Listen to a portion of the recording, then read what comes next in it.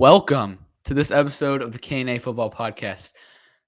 Yeah, it has been probably 3 or 4 weeks since our last podcast, last upload. It has felt like forever for me, for Austin, for Debbie, for all of us.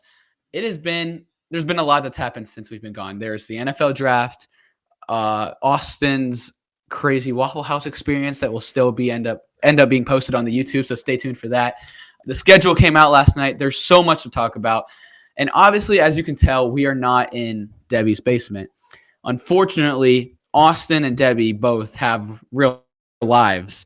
So they are going to have to go to college eventually. So we have to start prepping that. And Debbie's basement is now being occupied as he's graduating. So because they have real lives and because they're graduating now, we have to go remote.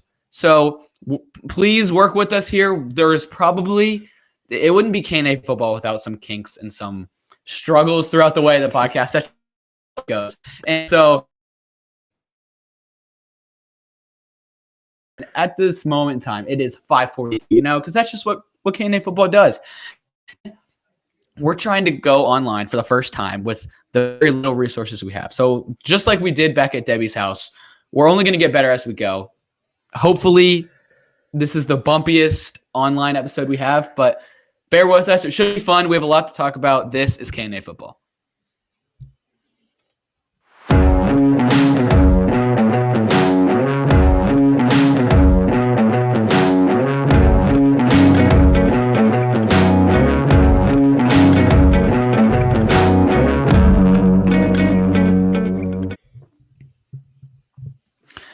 Austin, let me start by just asking you, how do you feel about this online setup? Well, what I'm really hoping for out of this is that when I said what I'm hoping for out of this, Debbie didn't immediately start talking in my ear saying, Austin, we can't hear you. We need to try to fix this live on air. So I'm really happy that didn't happen. It's like you said, it's been a journey getting to even this point here. Mm-hmm. I have no idea how this looks online, how this will look on YouTube, how this will sound on the audio. I mean, this could be awful. It could be. I mean, I have no idea. We'll find out in about an hour. Or it could be somewhat decent. I don't know. Debbie bought us these cool TikTok rings. Yeah, to go on the other side of our phones.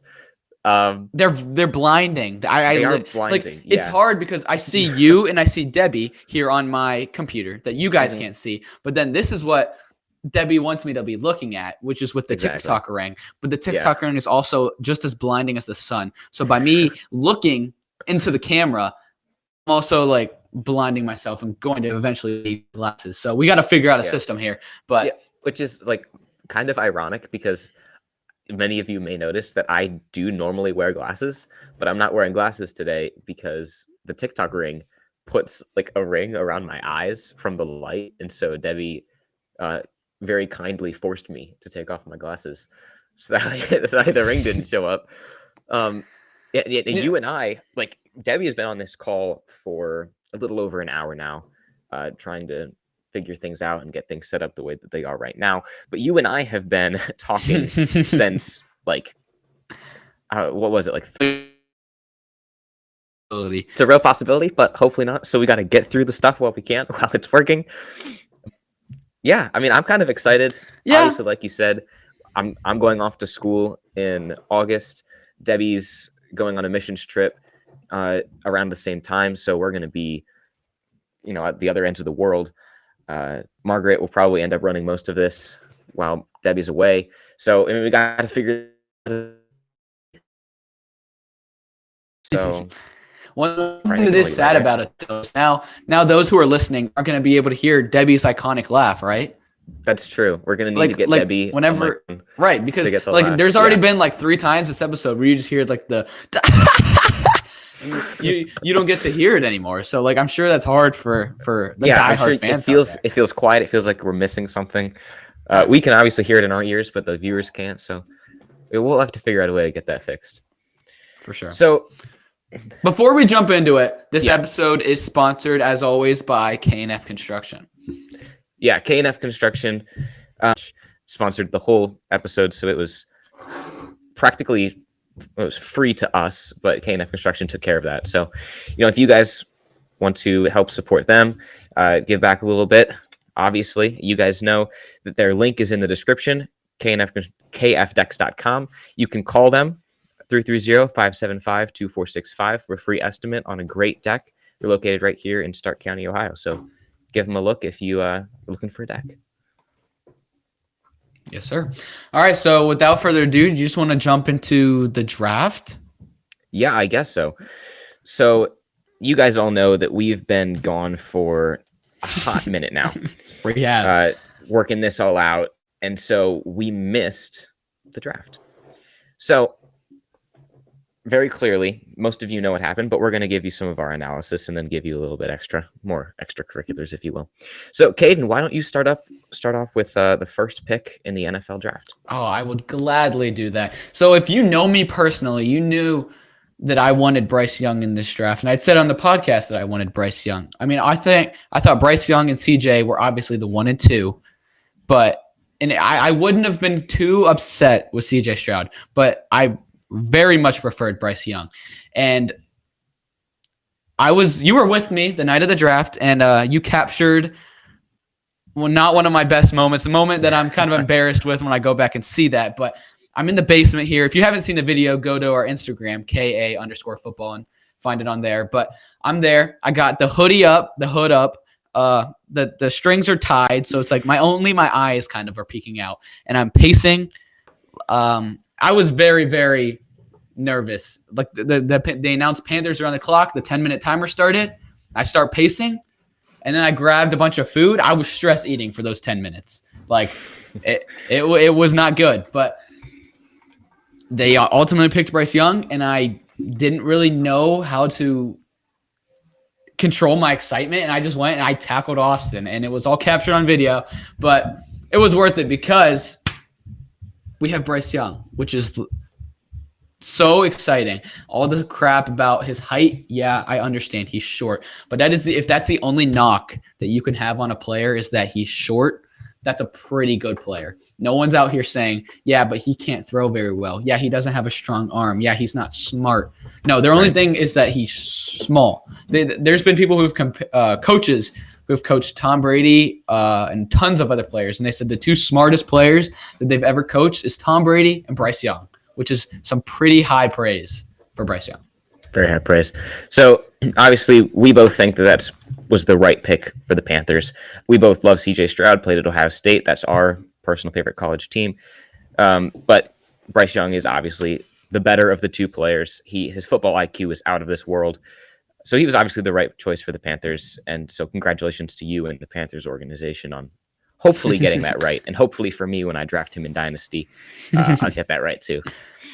So speaking of our boy, CJ Stroud. Speaking of players with not super high IQs. CJ Stroud was taken second by the Houston Texans. Many of you may have heard that right before the draft, the players, mostly the quarterbacks, take this like football IQ test. It's kind of a weird thing. It doesn't really mean anything, but they like to pretend it does.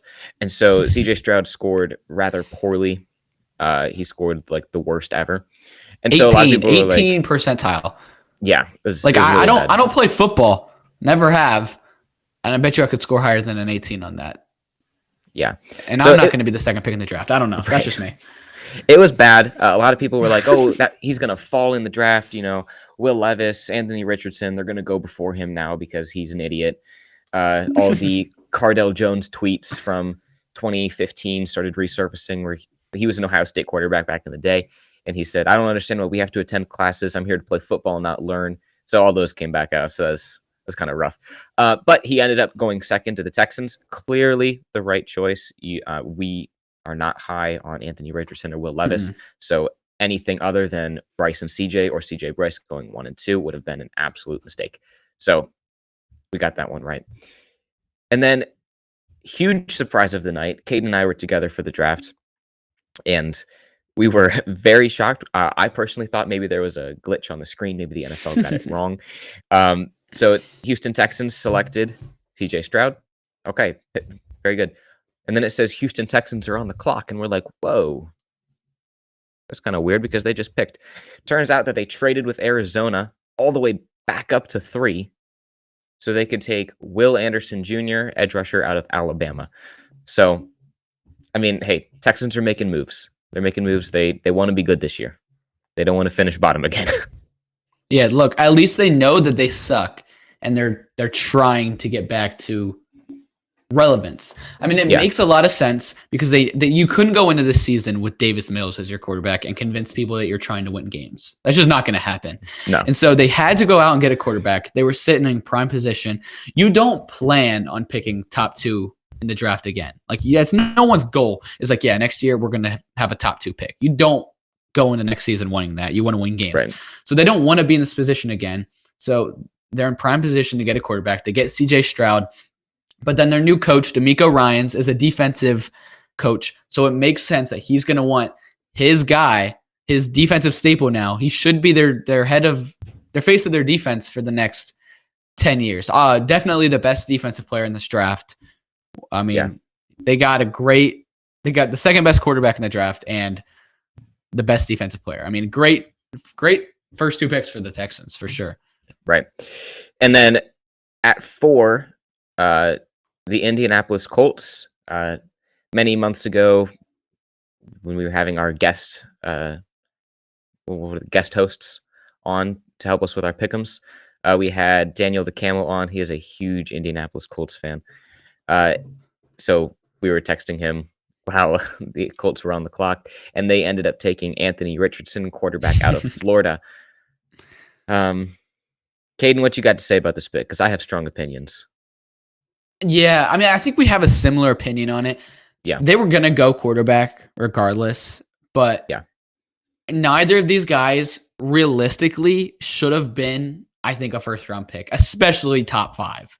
Like, that was crazy. Richardson played 1 year of college, and he was terrible. I mean, he could run very well. You could have drafted him as a running back and been fine, but he could not throw. I watched a game with my dad earlier in the year, and he completed no passes in the second half. And how is he about to go play in the NFL? I don't know. But it does make sense that they picked him over Levis. I think he is better than Levis because at least with him, you have upside that if he can learn to throw the ball, which is, again, very scary to say he's going to have to learn to throw and he's in the NFL. But if he can learn to do that, he will be one of the best quarterbacks because his running ability is incredible. So if he can just throw, Right. His upside is Lamar Jackson. Right. His upside is Trey Lance on steroids. Like Trey Lance's upside multiplied by like 10. And Trey Lance didn't work. So and his downside is he might not be able to throw the football. So that is a problem. But you understand that you have to take it. You mean, who are you going to go and do? I mean, Gardner Minshew, I like the guy, but that's going to be the face of your franchise. He's not there long term. No. He can't be your guy. You can't keep going with this carousel of used quarterbacks. You have to take someone new. You have to have your franchise guy. So hopefully it works out for them. I just don't think it will. Right. And I mean, their new coach is the Eagles offensive coordinator, and he worked with Jalen Hurts, similar playing styles. So maybe they can get it to work. I mean, they had to go quarterback, so I understand, but a little bit too early for him. Yeah.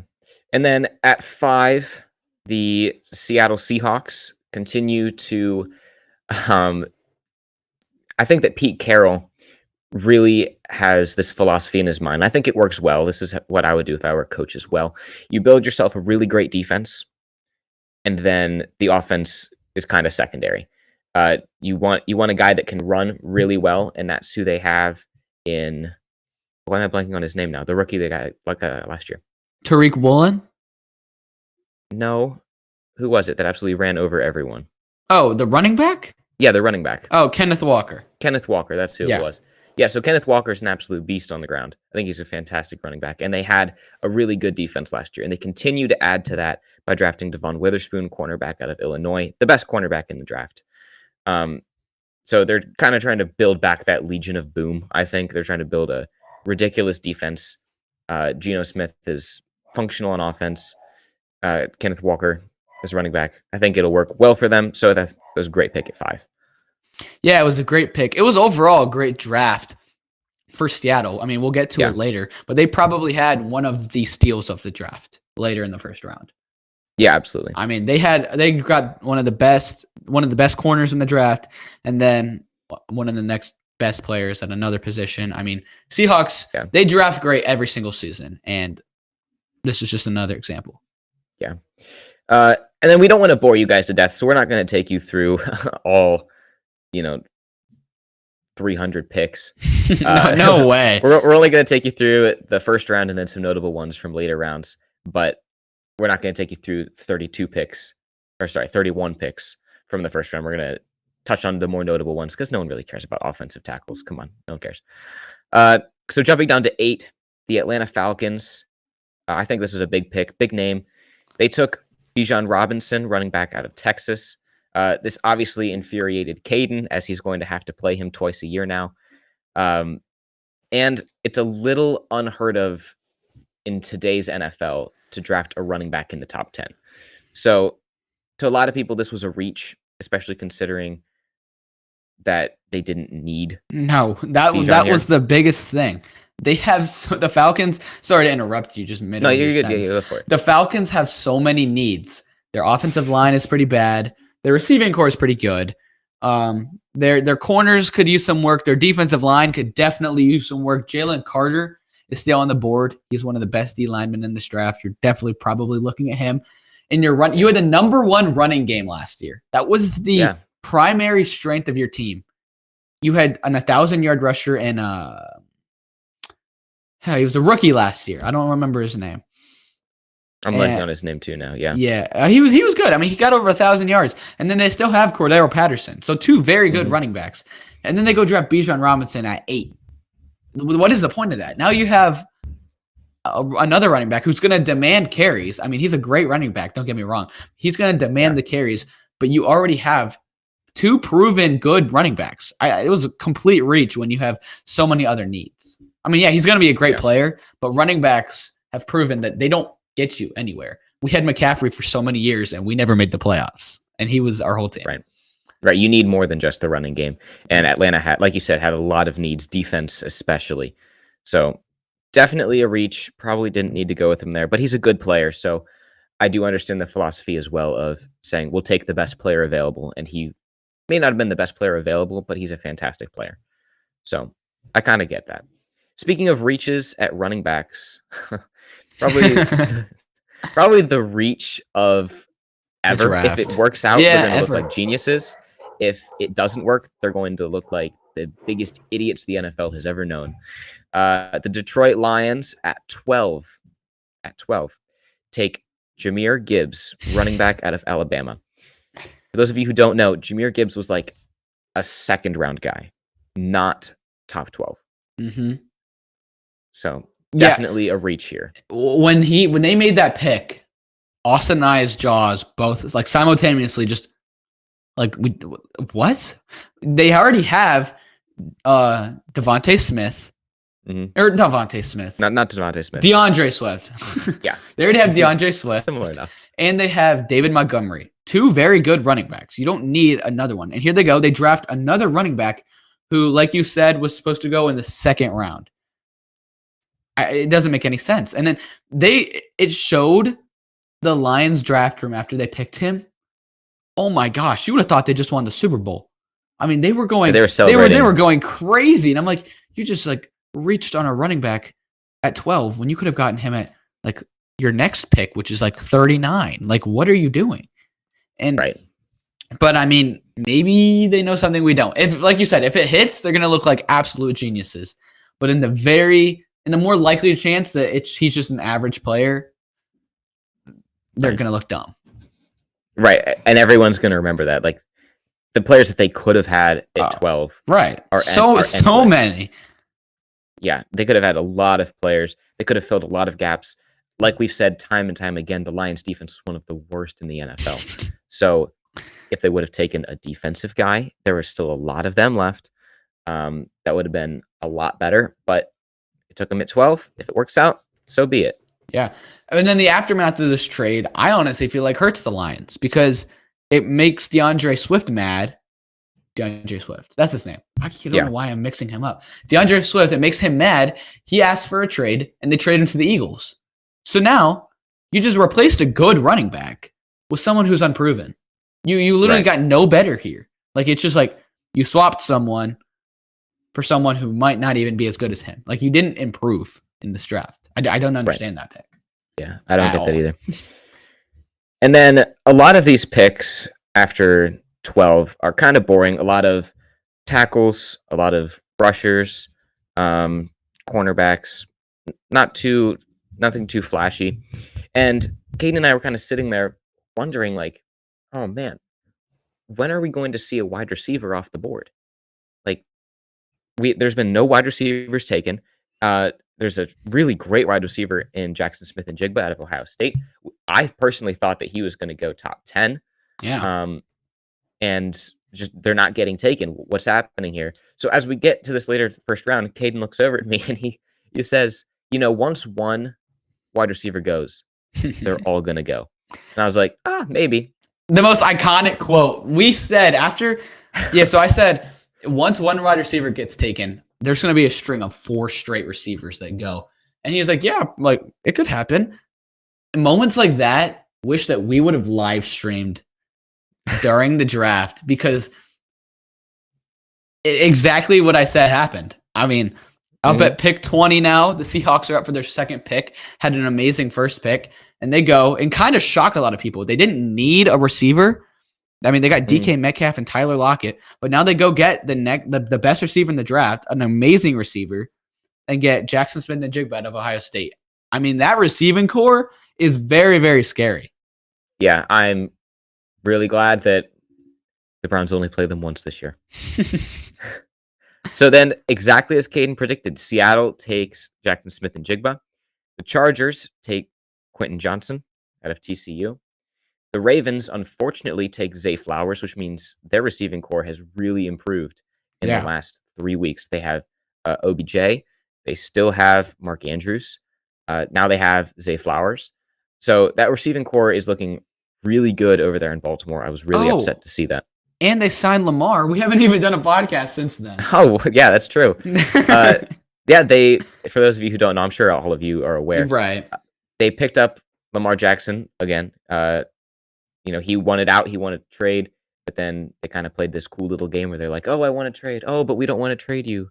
Oh, maybe we do. Oh, but maybe I don't want to go. And then they signed him to the biggest contract the NFL has ever seen. So, sorry, Jalen Hurts, your 2 weeks of fame is now up. It is Lamar Jackson's turn to be the highest paid quarterback player ever in NFL history. Mm-hmm. So, Ravens had a great... And Lamar signed the day of the draft. So, the Ravens had a great draft day. They got their quarterback, and then they got a weapon for him. So, yeah, exactly. Congrats, Ravens fans. Yep. And then Minnesota Vikings, the 4th receiver to go, just as Kadin predicted, took Jordan Addison, wide receiver out of USC. Minnesota. Then New York Giants, don't worry about them. Pick number 25. I thought this was a great pick. I was surprised it didn't go earlier. Number 25, Buffalo Bills take Dalton Kincaid, tight end out of Utah. I thought he was going to go way earlier. We mocked him to the 16, I think. Yeah. So we mocked him for way earlier than that. I think it was an absolute steal to take him at 25, especially because the Cowboys were sitting there at 26, and Dalton Schultz just left, so they were definitely in need of a tight end. Bills ended up taking him. Perfect, works for them. I mean, Dalton Kincaid. Obviously, you're gonna hear comparisons for like the best of the best players because that's what you're always gonna. You're not gonna be like, oh, this guy has potential to be a Johnny Manziel. Like, no, you're gonna compare him to someone who's gonna be good. But a comparison for Dalton Kincaid, a lot of times that I'm hearing is Travis Kelce, which obviously he's not gonna be Travis Kelce. Travis Kelce is one of, if not, you could argue the best tight end ever. I mean, he's kind of like a wide receiver just in the tight end's body. But that is kind of what Dalton Kincaid is. He's not going to be as good as Kelce, but it is a very, very good pick. The Bills needed another weapon for Josh Allen. I mean, their offense kind of at some points last year was like, they should be better. And now I feel like they really, they don't have a weakness. But other than running back, I don't think the Bills running back situation is that fantastic. Before we move on, speaking of Travis Kelce, I understand NFL, like, you want to like make it engaging for the people there at the draft and all that stuff, but you maybe made like the most cringy start to the draft ever when Patrick Mahomes and Travis Kelce came out and they were like trying to hype up the fans. It was really, really cringe. I don't know. Austin kind of agreed with me. He's like, they kind of need to get off the stage. I mean, it was weird. Yeah. But yeah, I am personally not a fan of those little acting performances that they do to try to hype up the crowd. Forced. Like, it's no way it's like, oh, yeah, I'll go hype up the fans and hold a trophy and be like, oh, you have to fight. Yeah, right. it's So a little stupid. scripted. I don't like it. Before we move on to the rest of these picks and the rest of this episode, as we mentioned before, our friends over at K&F Construction, I don't have a clever segue for you guys today. I'm sorry. It was really difficult getting this all set up. So you're going to have to bear with me. I'll have one for you next time, I promise. K&F Construction has been serving the Northeast Ohio community for over 16 years, specializing in composite decks. K&F Construction takes the time and effort to provide the service and product you deserve for your home. You can call K&F Construction today at 330-575-2465 for a free estimate. Again, that's 330-575-2465. You can also visit kfdex.com, which is linked in the description. K&F Construction, let us build your dream backyard.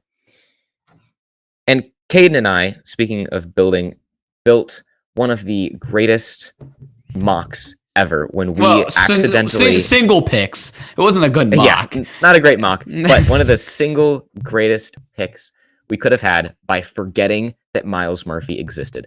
We forgot this man existed. He slid super far down in our mock. What did we have him at? Like 19? Yeah, I think we had him go 19 because we were going through, and all of a sudden we're like, okay, I think we had the Bucks. I think at 19, and we're like, okay, yeah, well, let's figure out who do the Bucks want. And I scrolled, and I was like, oh, and I was like, well, let's just put Myles Murphy here, but he's gonna be way gone by now. And so we kind of acted like, we knew he was gonna slip, because that's what we do. But then draft night, he keeps falling, and we're like, dude.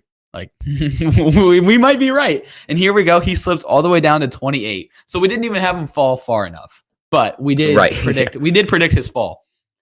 We predicted his fall. We did not realize he was going to fall that far. Speaking of falling, on draft night, obviously the NFL invites some of the players that they know are going to get picked in those earlier picks in that first round, especially. Only that first round. They invite them to the draft and they sit in the draft room. This is where you get all of those great clips where the player walks on stage, they hug Roger Goodell, they put on their new hat, they hold the jersey, the whole thing. And days before the draft, in the weeks leading up to the draft, everyone was kind of hyping up Will Levis. And you'll notice that we haven't talked about him yet. They were hyping up Will Levis like, oh, maybe he goes 1. There was someone on Reddit that was like, oh, hey, I'm Will Levis's brother, probably. You should believe me that everyone is talking to him saying that, oh, we're going to take you on. Oh, we're going to trade up and take you on. Like, you're going 1. And so the NFL was like, oh, what's that? We definitely need to have this guy at the draft. I'm of the personal belief that the NFL knew full well that Will Levis was not going in the first round, and they just really like that shot of a player sitting there all dejected. It happens every single season. I mean, yes. I saw something about it the other day. I mean, there's always one player who's super hyped and supposed to go in the top, supposed to go very high, and he falls. And it's almost like they have a dude, they have like all the cameramen surrounded around showing everything, and then they just have one dude whose only job is to pan and zoom in on this player's face and show him at his worst moments. Like when he's like, dude, like, and you can tell, he thinks he's going high because he's been hyped up. And so when he's getting passed on and losing money and losing draft position, and you can tell like that's a very hard time. I can't speak to it personally. Unfortunately, I'm not going to the NFL, but like, that's definitely a hard time for you. Like you're going to have like, not depression. You're gonna have emotions. Like, yeah, you're gonna be emotional. You're gonna be like, dang, like that sucks. And so whenever you're in your worst moment and you're just like a little bit down on yourself, the camera's just like, oh, now, like zoom in on him. And so they showed him at his worst times, but he did fall all the way to the second round. Yeah, fell all the way to the second round. Pick 33. He didn't even come back for day 2. Like he went home. He's like, I am not sitting through that again. And he had said before the draft, like, the only way that I would come to the draft is if I was confident I was getting taken in the first round. Which makes it so much sadder. Yeah. And then he didn't get taken in the first round. It was really sad. I don't think he's a great player. I really don't. I don't think he'll work out in the NFL. I think that he is a Zach Wilson. He wasn't that great in college.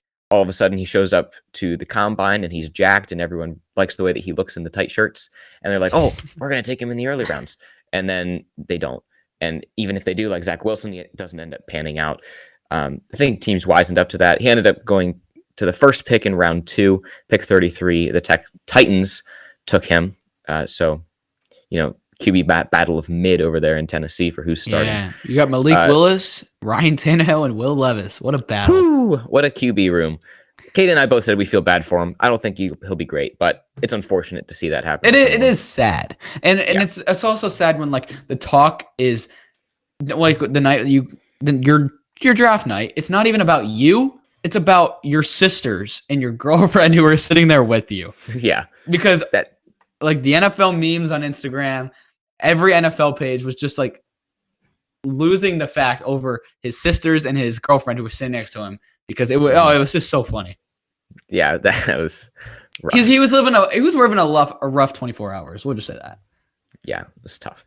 And then one more that we wanted to talk about was round 4, pick 128. The Los Angeles Rams. You'll remember that at one point they were in fact Super Bowl champions. They took Stetson Bennett, quarterback out of Georgia. I think that he just yesterday actually celebrated his 96th birthday. So that's, congratulations to him for turning 96 yesterday.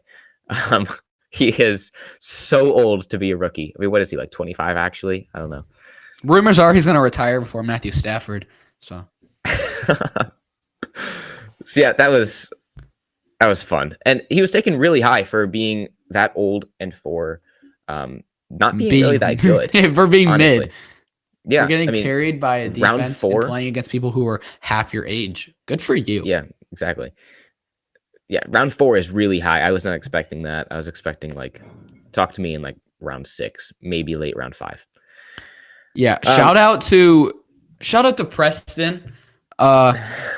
He I will say he has sense to him because, most fans when their team would make a bad pick like that, they'd still try to act like it was the right pick. I know I would. Like if we had drafted Stetson Bennett at 1, I don't even want to imagine that. But guys, he has a national championship. Right. Exactly. You the can rings prove themselves. Exactly. Like he's a proven winner.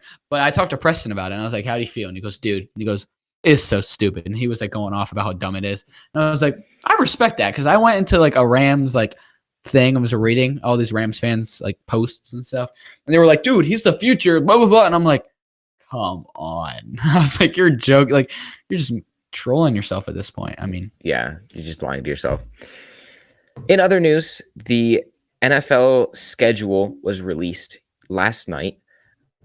So now everyone knows when they play, what teams they play, when they play.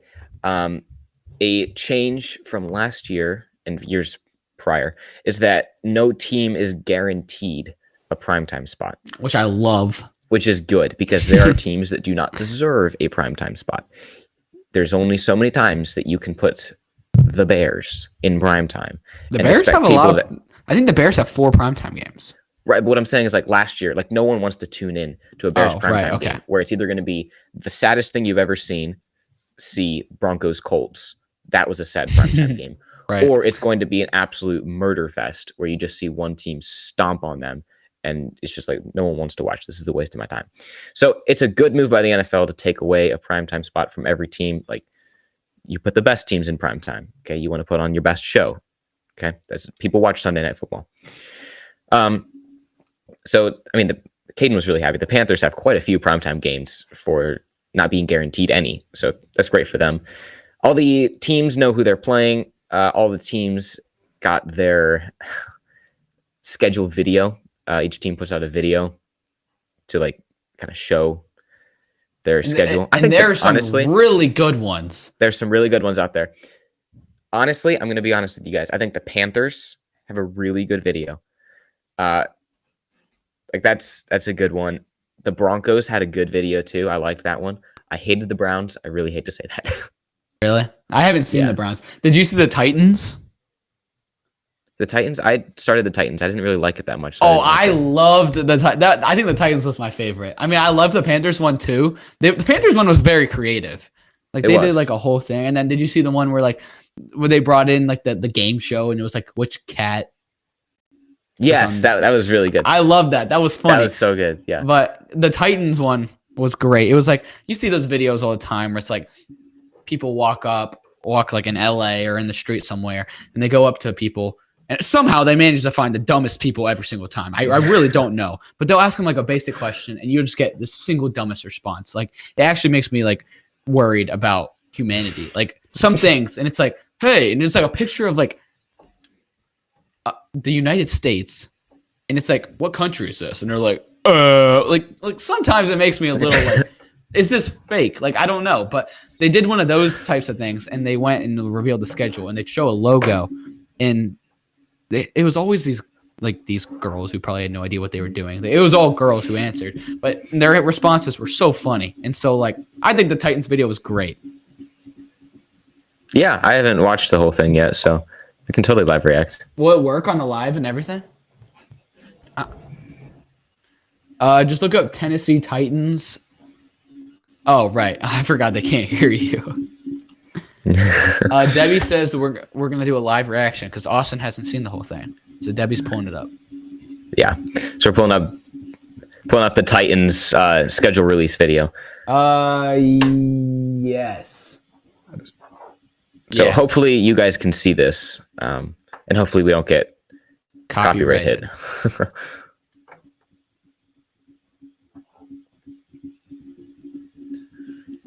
Okay, talk about something else now, Kadin. Okay, so I think you can skip the first like. Oh, let's talk about something else. Okay, what other ones did you like? The Cardinals? Did you see the Cardinals? I did not see the Cardinals. They were throwing. Okay, the Cardinals are gonna suck this year, but they were throwing shots at teams. So they did like their schedule, but with like soundtracks. So like when they played this team, they had a song that had to go with that team. So like, what's an example of some? Like they played the Eagles, and the Eagles, they just had a picture of James Bradbury holding Juju in the Super Bowl. And it was like, and the song was called like Hold On, Let Me Bring You Home or something like that. It was so funny. That's actually really good. And then they played the Falcons, and they had two songs, and they had one song called 28 and another song called 3. Man, there were some good ones. Oh, they played the Ravens, and they had a song called Running Back. I mean, they were throwing hard shots. Oh, and one of the best ones was they were playing the Cowboys, and oh, dude, it was a complete shot at Dak. It was literally called like He Will Choke or something like that. Like I was like, oh my gosh, I didn't know NFL teams could just throw shade like this. It was for as bad of a team as the Cardinals are going to be. A great schedule release video. I loved it. Yeah, these schedule release videos are great. I'm like consistently surprised that other NFL teams like allow them to use representations of their mascots in some of these videos and like throw shade the way that they do. Like it's consistently surprising, but I get it. Like Roger Goodell probably just like forces them to do it because the NFL is, after all, an entertainment, machine. And so if that drives the entertainment, then so be it. You got to do it. Yeah. The Chargers had a really good one again. I personally am not really a fan of it, but like everyone's losing their mind because they made like a whole anime TV show pretty much where they released it. And I watched about 30 seconds and I was like, yeah, this is kind of weird. Like I've never watched anime and I probably never will. I think it's kind of weird. If you're into watching that, go you, good for you. I will never watch it, but you can watch that and still watch this. Make sure that you watch this. Yeah, just mute. You can literally mute the podcast. Just let it play. Did you see the Broncos? I did not. Yeah, the Broncos video was actually really good. It was kind of like an office. It was an office, the show. Yeah. And so it was, instead of The Office, it was the 2023 schedule. And they pulled some scenes from The Office, obviously. They had Peyton Manning in it, obviously. And it was very creative. They threw a lot of shade. There was, obviously, the Chargers are in the Broncos division. And one of the things that they said in the video was they're trying to plan a party for the schedule release, is the basic premise of the video.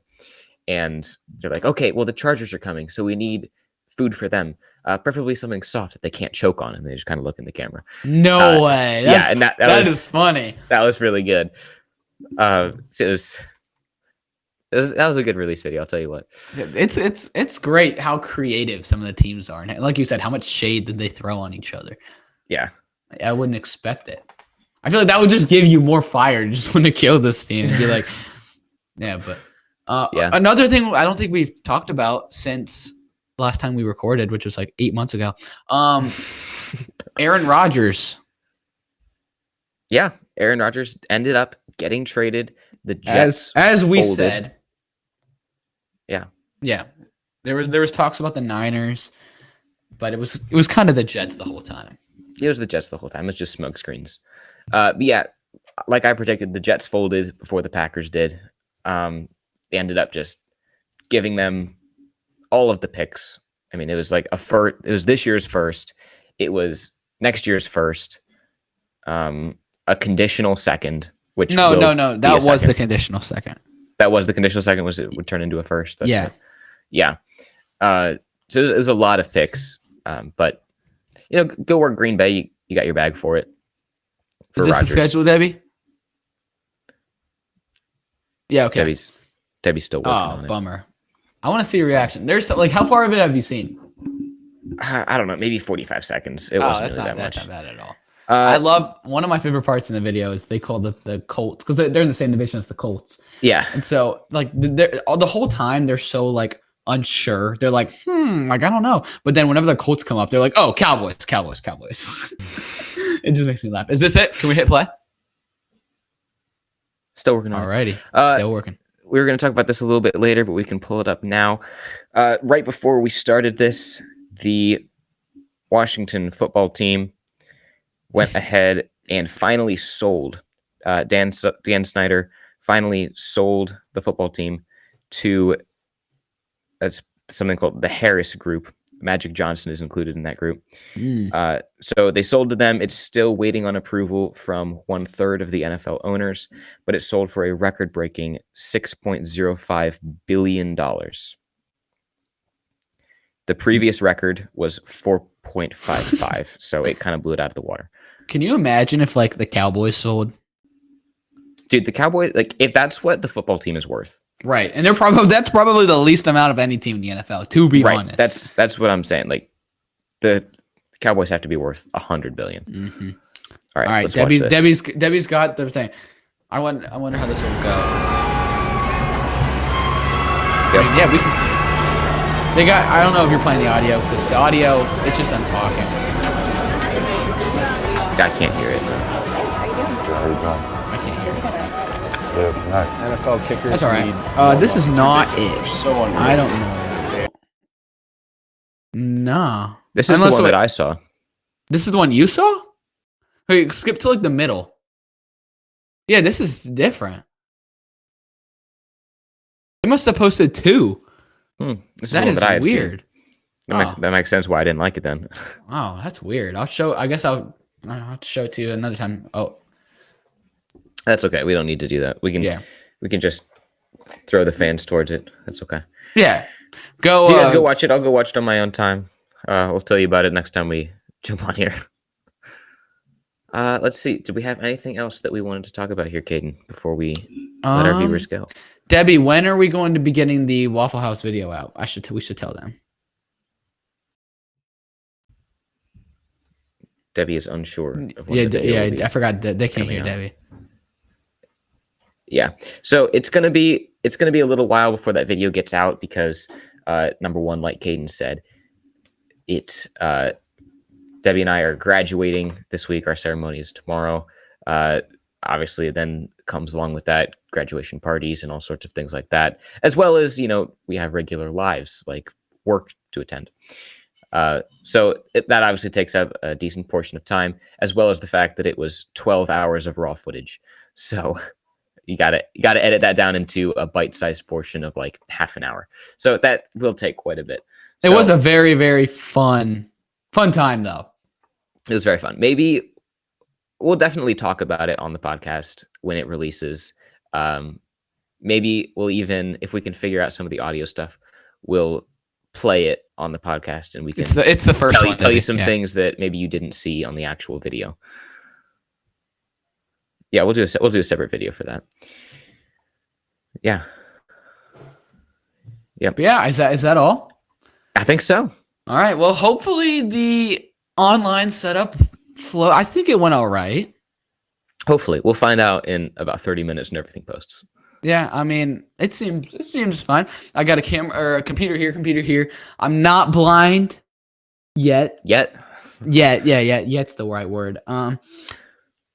Yeah, I mean, I was really surprised that like I'm just doing this in my basement. I'm surprised that my family didn't just like storm down here and like say something. Mess like the whole thing up. Yeah. Like my mom comes down, dinner's ready. Yeah. So we hope that it worked for you guys. Hopefully it wasn't too sketchy. Hopefully it didn't buffer too much. Like we said, it can only get better from here.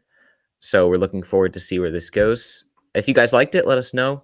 We're doing our best here, and we will catch you guys next time.